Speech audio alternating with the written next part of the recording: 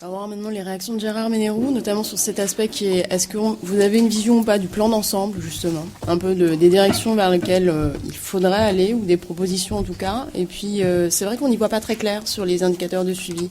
On sait que les critères d'équité sont difficiles. En tout cas, il y a peu de propositions aujourd'hui qui soient assez satisfaisantes, en tout cas en termes opérationnels, pour les suivre de manière assez simple, et puis en termes philosophiques qui correspondent à la philosophie un peu française. Et Didier proposait justement cette piste de peut-être de régime par points, en tout cas de tendre vers un régime par points pour introduire un peu plus de transparence. Est-ce qu'on peut à la fois avoir de la transparence, dissocier donc contributivité et solidarité, et en même temps réformer sans trop de heurts? Vous mettez la barre très haut. Je vais essayer de répondre après l'exposé très complet de Didier. Solidarité, équité, c'est les deux mamelles de toute la réflexion et de tous les systèmes de retraite. Il ne se passe pas un discours sur la retraite sans qu'apparaisse le mot solidarité ou le mot équité. Comme l'a dit Didier, sur le plan conceptuel, c'est relativement simple à définir, mais sur le plan pratique, on n'a jamais fait l'effort de définir ce que l'on mettait derrière ces mots et les efforts que l'on acceptait de faire en commun pour incarner cette solidarité ou cette équité. Pour moi, les deux termes sont assez proches, c'est les deux facettes de la même action, dans le système.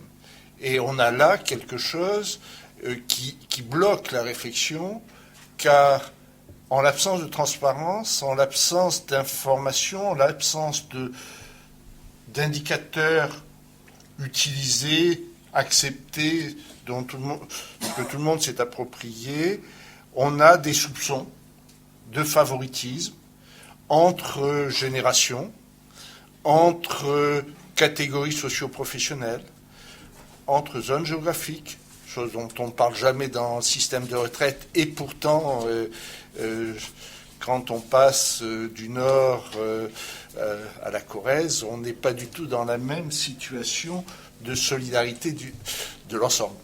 Ou l'Île-de-France, enfin, on peut trouver de fortes inégalités entre les zones géographiques et on n'en parle jamais comme indicateur.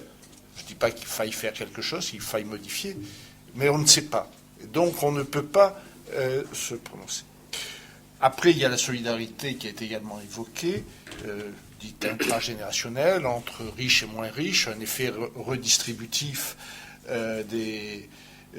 donné au système de retraite pour diminuer les inégalités, pour éviter qu'elles ne se creusent au fur et à mesure du déroulement de la retraite, comme ça a été bien montré. C'est quelque chose que peu de gens ont en tête, que aujourd'hui notre système permet d'avoir une retraite en moyenne relativement confortable au début, et au fur et à mesure que la vie avance et l'espérance de vie est encore forte à l'âge moyen de la retraite en France, ce niveau de vie, relativement, a tendance à diminuer et peut diminuer dans certains scénarios assez fortement. Ça, c'est pas du tout mesuré, ce n'est pas discuté, il n'y a pas eu de débat, il n'y a donc pas d'acceptation. Et pour moi, la grande difficulté est des réformes que nous venons de vivre, même si elles ont été assez efficaces techniquement, et Didier Blanchet l'a montré, il y a encore des déficits sur les systèmes de retraite, mais ils représentent quelques pourcents des masses de cotisations et de prestations qui sont versées. C'est donc quelque chose qui est gérable et on peut se dire que, sauf catastrophe économique, on réussira, bon an mal an, à s'en sortir. Mais on n'a pas d'indicateur pour savoir quelle est l'intensité des efforts que l'on peut demander et à qui on peut les demander. Et ça, c'est vraiment, je crois, le vice profond aujourd'hui de notre système. On avait la même chose il y a 10 ans sur aura-t-on une retraite? Est-ce que le système, quelle sera ma retraite? Je suis incapable de savoir ce que je peux espérer comme retraite par système de répartition. Il est donc condamné puisqu'il ne me donne pas de réponse et ne me permet pas d'agir. Au prix d'un effort important de coordination, qui n'était pas évident il y a 10 ans, à travers l'association incarnée dans le GIP Info Retraite, ce sont les régimes de retraite, et essentiellement à l'initiative du secteur privé, enfin des salariés du privé, qui ont été le plus moteurs. L'ensemble des régimes, aujourd'hui il y en a 33 sur 35, qui adhèrent et qui se sont mis en état de transmettre des données, donc de les avoir, ce qui n'était pas toujours évident.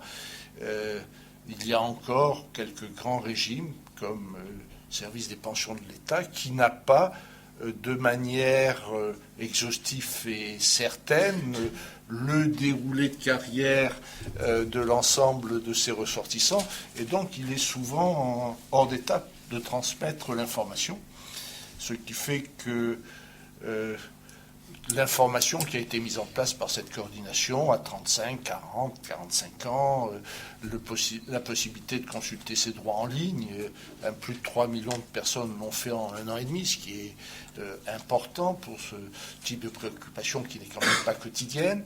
Le fait de pouvoir avoir des projections qui vont être en ligne à partir de mi-2015, et donc on pourra avoir, avec des marges d'erreur, plusieurs scénarios à chaque fois pour que ce ne soit pas un engagement, que les gens voient bien qu'il y a d'incertitudes, mais des prévisions de retraite qui sont données. Ça a été fait.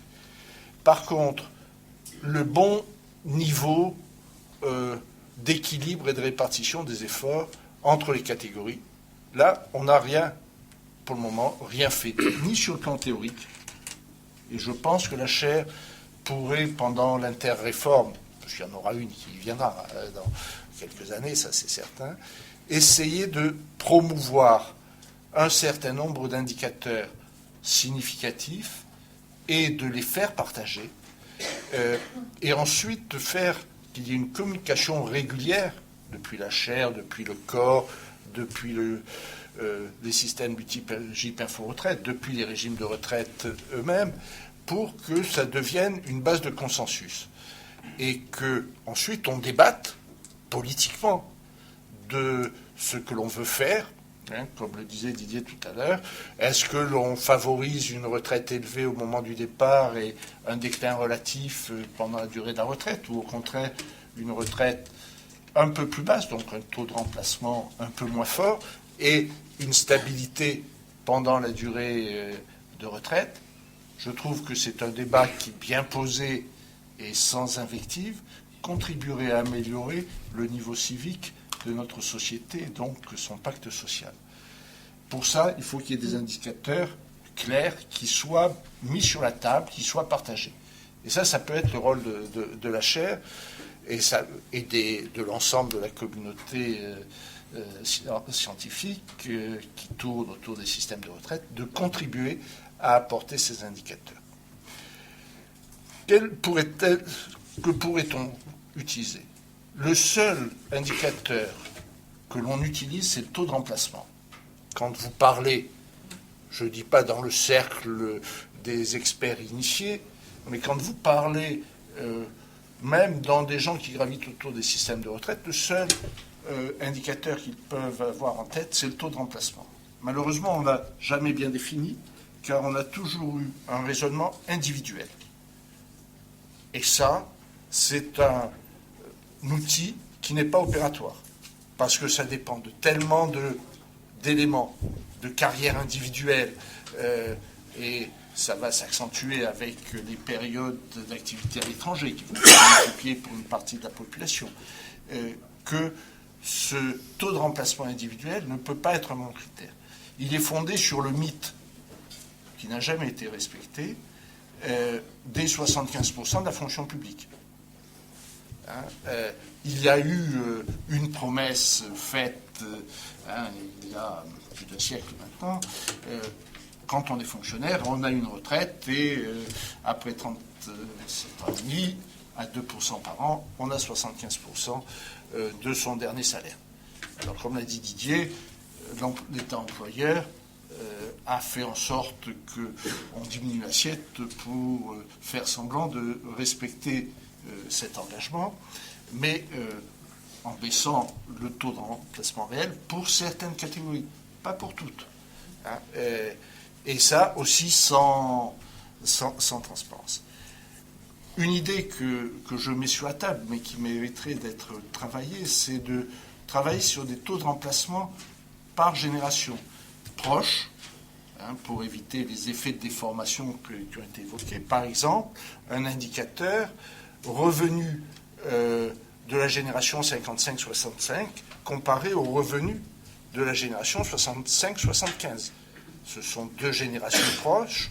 Est-ce que la plus âgée a des revenus qui représentent 90%, 70% de ceux de la période d'activité, plutôt en fin de carrière, qui a quand même déjà acquis l'expérience et la progression dans la vie professionnelle pour être représentative. C'est quelque chose qui, sur le plan technique, peut être mesuré, je pense sans trop de difficultés. Et on constate qu'en Europe, les situations sont très différentes. Sur l'une des courbes que Didier Blanchet a montré, on était proche des 100%. Aujourd'hui, sur les revenus des retraités par rapport aux revenus des actifs. Alors c'est un peu plus large, c'est l'ensemble des actifs, c'est l'ensemble des retraités, mais comme ça baisse des deux côtés avec un sommet qui est aux alentours de 55-60 ans, il n'y a peut-être pas trop de biais. Mais le fait que je l'interprète de cette manière montre bien que c'est quelque chose qui n'est pas suffisamment travaillé techniquement pour être un instrument indiscutable et partagé. Et donc là, il y a un véritable effort à faire. Je disais en Europe, nous on est à 100% en France, il y a d'autres pays importants et comparables où on est plutôt à 70-80. Et là aussi, c'est un choix de société. Est-ce que l'on veut rester à 100 ou est-ce que l'on veut aller progressivement, lentement, vers un rapport 90, 80, 70 ? C'est une manière de répartir les efforts entre les générations. Et en contrepartie, ce qu'il faut mettre en face, c'est ce que cela représente en termes de prélèvement pour les actifs qui vont devoir payer. C'est vrai que si on évolue vers un taux de 70, le prélèvement, là, il a été mesuré par rapport au PIB, on pourrait le mesurer par rapport aux revenus d'activité, parce que ça parle plus à chaque individu. Savoir si on est à 12 ou si on est à 17, c'est-à-dire une différence d'à peu près 50%, est quelque chose qui peut mériter un vrai débat politique, au sens noble du terme. Donc ça, c'est pour l'intergénérationnel. On a une deuxième solidarité sur laquelle qu'on évoque, et comme je disais, avec plein de soupçons, c'est la solidarité entre catégories socio-professionnelles. Ça a été un peu évoqué. On a les salariés du privé, sur lesquels se sont concentrés l'essentiel des réformes, explicites.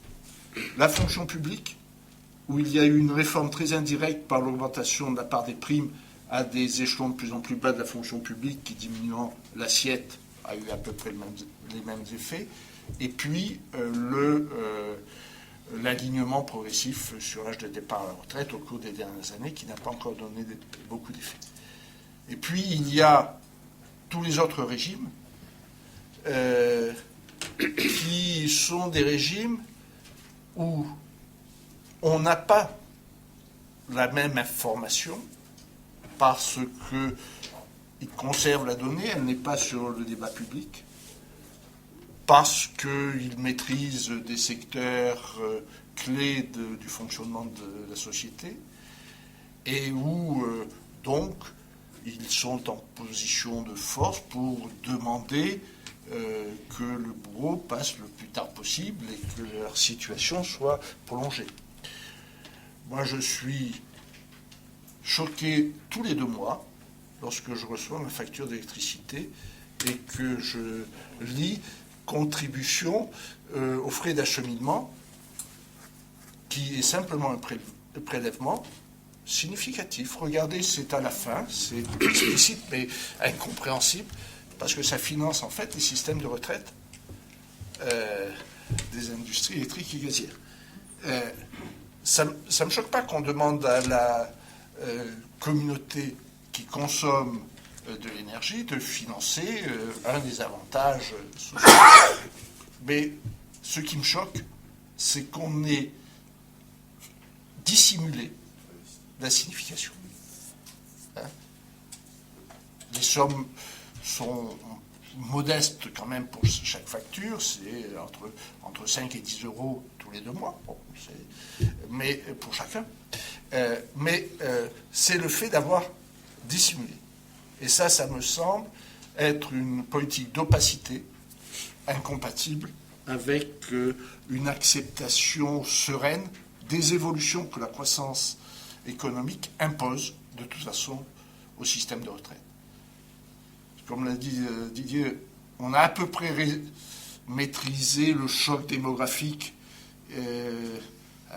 qui était devant nous. Le baby-boom va s'évaporer progressivement et gentiment. Et on va retrouver des classes un peu plus creuses dans les années 2030. Et donc, ceci devrait Il reste la question de l'augmentation de l'espérance de vie. Parce que sur les derniers travaux de Didier, effectivement, la part liée à l'augmentation de l'espérance de vie dans l'augmentation du ratio est non négligeable. Qu'est-ce qu'on en fait ? Oui, je dirais que ça demandera, j'ai dit qu'il y aurait d'autres réformes, donc il va falloir le gérer. C'est pas complètement géré, mais le plus gros quand même a été pris en compte par les réformes récentes. Et il est très possible qu'on ne parte pas toujours à 62 ans à la retraite, qui dit interdiction de partir à la retraite avant 62, 65. Il y a des pays où on dit 67. Ça peut être une des pistes, pas forcément la seule, il y en a d'autres qui peuvent être utilisées. Mais donc, entre catégories socio-professionnelles, pour moi, les vraies différences, et les travaux du corps l'ont montré, ne sont pas entre salariés du privé et fonctionnaires d'État ou de collectivités territoriales, mais probablement entre ces 2 catégories et les régimes, relativement minoritaires en nombre, mais importants économiquement, liés au transport, liés à l'énergie, liés à un certain nombre d'activités majeures dans cette ville. Et ça, je pense que là aussi, des travaux de comparaison, d'explicitation, de transparence sont nécessaires pour pouvoir mesurer l'effort que consent la collectivité pour chacune des catégories. Aujourd'hui, l'effort consenti pour les salariés du privé, c'est à peu près 25% par entreprise, par salarié. Tant pour le régime de base et après les complémentaires prennent le relais, on est à peu près sur un ordre de grandeur de 25%. Pour la fonction publique, on a tous le chiffre de 7%, 7% qui est le prélèvement qui est fait sur la fiche de paye, mais le taux implicite dépasse les 70%. C'est lui qu'il faut comparer au 25%. Et la compensation est faite par le budget de l'État. Et je suppose, car je n'ai pas les données, et je les ai vues nulle part, que dans les régimes spéciaux, l'effort est encore plus élevé que dans la fonction publique. Bon, et bien ça c'est à mesurer. Que on dise les salaires des fonctionnaires sont un peu moins élevés, il est normal qu'il y ait un effort de l'employeur que finalement la collectivité pour compenser ce niveau relatif des salaires. Mais là aussi, Ce qu'il faut, c'est bien poser le débat et essayer de le faire dans la transparence, parce que quand on a des chiffres objectifs, qu'on a des chiffres partagés, on peut après prendre des décisions de favoriser telle catégorie, de demander un effort à telle autre catégorie, et ça sera plus facilement accepté que quand les gens ont l'impression que ça se fait dans leur dos et qu'ils n'ont pas la capacité à le faire. Entre riches et moins riches, je dirais que là, on a quelques différences techniques, on a des différences d'efforts suivant les régimes, mais on n'a pas non plus totalement bien mesuré les indicateurs. On a fait le travail au niveau de la CNAV, avec les services et au sein d'une des commissions du Conseil. Aujourd'hui, globalement, ce qui est redistribution, solidarité, c'est validation des périodes où il n'y a pas cotisation, revalorisation des retraites les plus basses à travers les différents filets de sécurité et attribution de possibilité de partir plus tôt, à 60 ans. Je rappelle qu'après le décret du mois de juillet de l'année dernière, on a la moitié d'une génération. Oui, enfin, l'année 2012, excusez-moi, c'est vrai qu'on est sur 2014. La moitié d'une génération peut partir avant 62 ans. On a dit qu'on déplaçait l'âge légal de départ à la retraite à 62 ans, puis on a pris la mesure pour que ça ne s'applique pas à la moitié de la génération. Je retrouve d'ailleurs le même ratio sur la non-indexation. Il a été dit très récemment qu'il n'y aurait pas d'indexation des retraites, et puis après on a fait en sorte que la moitié des retraités les plus faibles. Et c'est peut-être justifié politiquement, mais il vaudrait mieux le dire de manière plus claire, qu'on considère que les petites retraites, que les gens protégés, c'est la moitié de la population des retraités. Quand on considère que ceux que l'on doit protéger, c'est la moitié, c'est tout le système qui à ce moment-là pose problème. Or, on dit par ailleurs qu'il est plutôt satisfaisant. Donc, on est sur quelque chose qui tourne entre 30 et 35%. Dans les régimes complémentaires, on est entre 20 et 25%. Sur la fonction publique, c'est pas mesuré. Et sur les régimes spéciaux non plus. Donc là aussi, essayer, en prenant prestation par prestation, de faire la part de ce qui est contributif, où il y a une fonction à peu près linéaire entre ce qui a été cotisé et ce qui est reversé comme retraite. Il y a quelques astuces comme l'indexation sur les prix des salaires portés au compte, tout ça qui peut jouer. Mais globalement, il y a une fonction qu'on peut écrire. Et puis, ce qui est solidarité, donc, où il n'y a pas de lien avec des cotisations et qui entraîne des prestations. Et je ne rejette pas le fait qu'il y ait des prestations sans cotisation. Parce qu'il y a des gens que la vie a bousculés et autres, et on peut décider d'essayer de leur permettre d'avoir une vie décente quand ils sont obligés amenés à s'arrêter de travailler. Je vous rappelle que en 1950, les personnes âgées étaient les vrais pauvres de la société. Aujourd'hui, les vrais pauvres de la société, c'est les 20-27 ans. Et c'est plus les personnes âgées. Donc, on peut se féliciter du fait qu'on n'est pas complètement, il reste encore quelques cas que la solidarité doit traiter, mais globalement, éradiquer la pauvreté dans les personnes âgées, mais ça a été un peu au prix, parce que la croissance n'a pas été là, les crises ont été là, au prix d'un transfert de la pauvreté vers les plus jeunes. Voilà, enfin, zone géographique, j'ai peu de choses à dire sur les indicateurs, parce qu'on n'a jamais travaillé dessus. En termes de contribution et en termes de prestations reçues. Quelles sont les équilibres entre régions.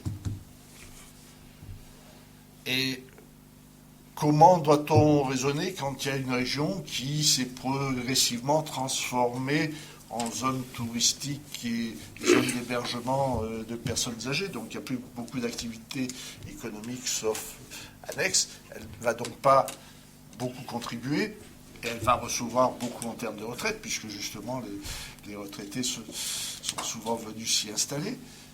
Est-ce que c'est une égalité à corriger ou est-ce que c'est normal? Je n'ai pas de réponse, mais c'est quelque chose sur lequel on pourrait travailler de manière assez complète pour définir des concepts et pour recueillir les données. Dernier point, je crois, et pour conclure, avoir quelques indicateurs simples, et sur le taux de remplacement, je reviens sur mon indicateur par génération, parce que je crois qu'il simplifierait beaucoup tous les débats, mais surtout faire de la pédagogie. Utiliser un système pour que, régulièrement, sur des indicateurs dont on aura confirmé qu'il est compréhensible par la population et pas simplement par les experts, et qui peut être partagé, que régulièrement les gens soient informés pour que les débats ensuite puissent s'appuyer sur ces données. Aujourd'hui, on ne peut pas avoir de débat sur les régimes de retraite parce qu'il n'y a pas eu suffisamment de pédagogie sur les leviers et sur les indicateurs de répartition des efforts. Ça demande quelques années. Moi, j'ai été très favorablement impressionné par l'impact des travaux du GIP Info Retraite, parce que sur les montants des retraites attendues, toutes les enquêtes montrent que l'effet anxiogène, l'effet d'incertitude a diminué. Il n'a pas disparu, en particulier pour tous ceux qui ont eu des carrières un peu compliquées. Et il faut se rappeler que beaucoup des décideurs sont dans des régimes justement où il y a des incertitudes sur la gestion de leur carrière et autres, et sur l'information. Et donc l'effet anxiogène est plus grand chez les décideurs probablement que chez l'ensemble de la population qui a fait toute sa carrière dans le secteur du privé aujourd'hui sur le montant de sa retraite. Il faut tuer le mythe des 75%. Parce qu'on a vu sur les courbes que les taux de remplacement vont tourner plutôt autour de, suivant les hypothèses, 50, 60, un peu en dessous de 70. Mais le mythe des 75% qui a été monté et mis en avant pendant les 30 Glorieuses est quelque chose qu'il faut faire disparaître parce qu'il y a un reste, une arrière-pensée. Je suis prêt à accepter de partir plus tard à la retraite à condition d'avoir 75%. C'est pas explicite chez la plupart des gens, mais les gens se raccrochent à ce taux de remplacement individuel et qui n'est pas le bon critère. Donc de la pédagogie, assis sur des travaux préparatoires pour avoir des indicateurs simples, compréhensibles et que l'on puisse mesurer sans usine à gaz. Et à partir de là, ouvrir un vrai débat politique, parce que, en fonction des sensibilités, plutôt mon voisin, moi, on peut ne pas avoir tous la même vision de la société, mais si on a des données partagées, après, c'est une question de choix que l'on peut faire en connaissance de cause et non simplement sur des réactions émotionnelles. Merci. Merci. Bon, passer la parole directement à Henri Sterdignac. C'est vrai que je retiens du coup de votre intervention. C'est vrai qu'on garde plutôt le même système. On n'essaye pas de faire la grande révolution, mais on essaye d'y voir un peu plus clair. En tout cas, de comprendre les inégalités, les inéquités du système avec peut-être 3 indicateurs clairs qui sont les 3 leviers. Donc, l'âge pivot, mais peut-être qu'il y aura une contribution d'Olivier Davanne sur ce sujet. La question de l'âge, non. Oui. C'est vrai que la question de l'âge, on n'en a pas discuté, mais c'est quand même un critère d'équité assez important, sur lequel on y voit peu clair. Vous avez affiché l'âge des 62 ans, là, qui n'a fait que la moitié de la population française. Et la précédente réforme, c'était un peu pareil, celle de 2003, si je me souviens bien. Il n'y avait qu'une part très marginale de la population qui était affectée par la réforme.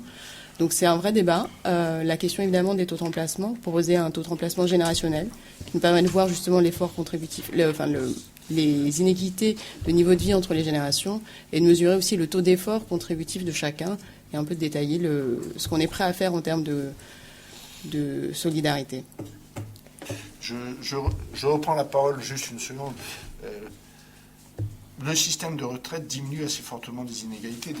Des études l'ont montré assez clairement. C'est l'un des plus redistributifs, puisque on passe d'un éventail de 1 à 5 suivant les critères à 1 à 3. Donc il y a un resserrement des inégalités au moment de la retraite. C'est aussi quelque chose à discuter, à mettre en avant. Est-ce que l'on veut que tout le monde ait la même retraite? Est-ce que l'on accepte, en fonction d'efforts contributifs et d'un taux d'emplacement, que ce soit de 1 à 3, de 1 à 5, de 1 à 50? Enfin, je ne prends pas position, mais que ce soit quelque chose qui soit partagé par la population. Et il ne faut pas croire que nos concitoyens ne peuvent pas prendre là des positions. Si le débat est bien posé, je fais confiance au niveau d'intelligence de nos concitoyens. Merci.